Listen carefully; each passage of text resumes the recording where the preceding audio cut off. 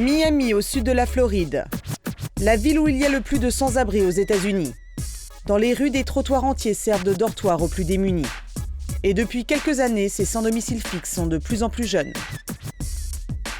Quel âge as-tu ? 23 ans, Depuis quand es-tu dans la rue ? depuis que j'ai 20 ans. En Amérique, près de 2 millions d'adolescents et de jeunes adultes sont à la rue. Une statistique effrayante vient d'être révélée. Selon un rapport gouvernemental, 40% d'entre eux sont gays ou transsexuels.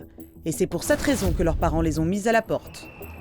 C'est dans le parc où il s'amusait lorsqu'il était enfant que Christophe s'est retrouvé SDF le jour de son 18e anniversaire. J'ai dormi ici quelques nuits. Je ressentais surtout de la peur la nuit, mais je me suis habitué. Je n'avais pas d'autre choix que de m'y habituer. Ma mère a balancé toutes mes affaires dans la rue en me disant « Tu es grand maintenant, je veux que tu partes de cette maison. » Elle a demandé à mes 2 frères de me tabasser et j'ai été foutu dehors, tout simplement parce que je suis gay. Des enfants intrigués par l'histoire de Christophe interrompent notre interview. Excuse-moi, je t'ai entendu dire que t'étais SDF quand t'étais petit. Oui, Pourquoi ta mère t'a jeté dehors? oui, elle m'a jeté dehors. Pourquoi? Pourquoi? Il doit bien avoir une raison. Parce que je suis gay. C'est pour ça que je me suis retrouvé à la rue. Imagine que tu sois homosexuel et que tu le dises à ta mère. Comment penses-tu qu'elle réagirait? Elle me jetterait dehors. Vraiment?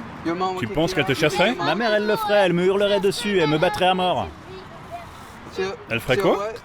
Elle me frapperait, Et quoi d'autre? elle me foutrait dehors. C'est ça qui m'est arrivé. Le cas de Christophe n'est pas isolé. C'est un phénomène national qui fait des ravages.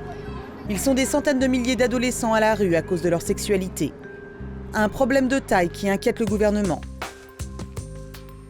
Le département de lutte pour les sans-abri a mené une enquête dans tout le pays pour mieux cerner le phénomène. Ce qu'on observe chez les jeunes homosexuels et transsexuels, c'est qu'ils ont plus de risques d'être sans-abri que les autres, parce que le fait d'avouer leur sexualité à leurs parents engendre un conflit, et ils partent de chez eux car ils ne sont plus les bienvenus. Un adolescent sur 4 est mis à la porte parce qu'il est gay. Le risque d'être SDF est donc bien plus élevé chez cette population à cause de leur orientation sexuelle. Pour ces teenagers gays, le quotidien est fait de va-et-vient entre la rue et les centres d'hébergement d'urgence. Le centre Miami Bridge recueille les adolescents entre 10 ans et 18 ans dont les parents ne veulent plus. Entrez. Ici, gays et hétéros sont mélangés. Marie Andrews, la directrice du centre, passe son temps à réconforter ses ados en souffrance. Comme cette petite fille de 13 ans qui vient d'être abandonnée par ses parents. Qu'est-ce qui t'arrive? Quelqu'un t'a dit quelque chose de méchant? Ou ce SDF de 17 ans traumatisé par la rue. Vous voyez ce jeune homme? Ça fait 1 semaine qu'il est là.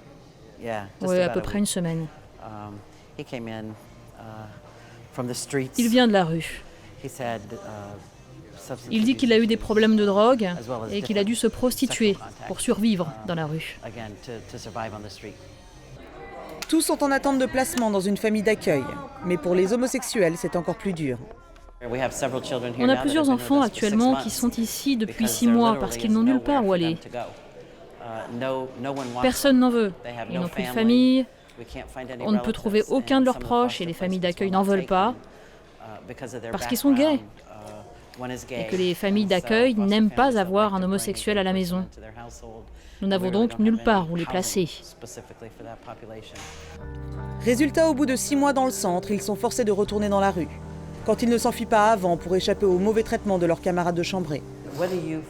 Dans la rue, qu'est-ce qui se passait quand toi et tes copains vous rencontriez des jeunes gays sans abri? En général, on les volait. Ouais, on les volait ou on leur cassait la gueule. N'y a-t-il pas un risque que les jeunes homosexuels soient victimes des autres enfants dans votre établissement? Je pense que ça arrive. C'est un dortoir, donc tout le monde est mélangé. Oui, on se moque d'eux. Oui, ils se font harceler, mais vous savez, les jeunes homosexuels, pour survivre dans la rue, ont bien dû apprendre à se défendre. Ceux qui ne savent pas se défendre peuvent trouver refuge à Washington. C'est ici qu'est né le premier centre d'hébergement uniquement pour gays, lesbiennes et transsexuels. Ce modeste refuge ne possède que 8 chambres, et la liste d'attente est longue. Miss Jerry a changé de sexe il y a 30 ans. C'est une pionnière du mouvement qui lutte pour que ces ados mis au banc de la société puissent s'en sortir. C'est elle qui dirige le centre qui permet à ces anciens SDF d'être nourris, logés et choyés pendant 18 mois afin de se remettre sur pied. Miss Jerry, est-ce que je peux avoir une assiette bien remplie, s'il vous plaît? Notre but est de les aider à devenir indépendants pour qu'ils puissent reprendre leur vie en se réalisant dans la société. Cette génération peut réussir alors que la nôtre ne pouvait pas. C'est ce que nous cherchons à faire.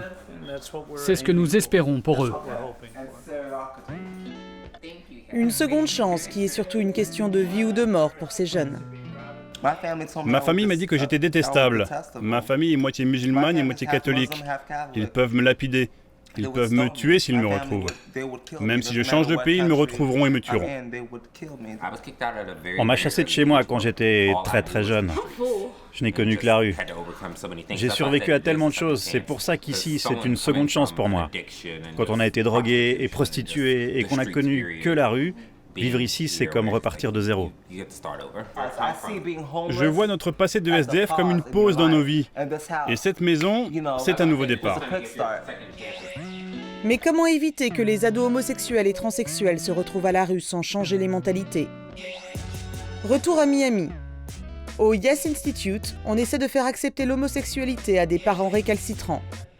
Le but, gérer les crises familiales en instaurant un groupe de parole pour libérer les peurs et les idées préconçues. Quand ma fille a eu 15 ans, elle m'a envoyé un texto.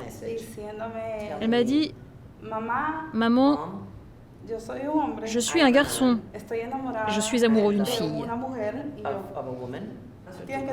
Quand ça vous arrive, vous devez être très fort. Parce que nous vivons dans une société très cruelle. Et mon propre père est homophobe.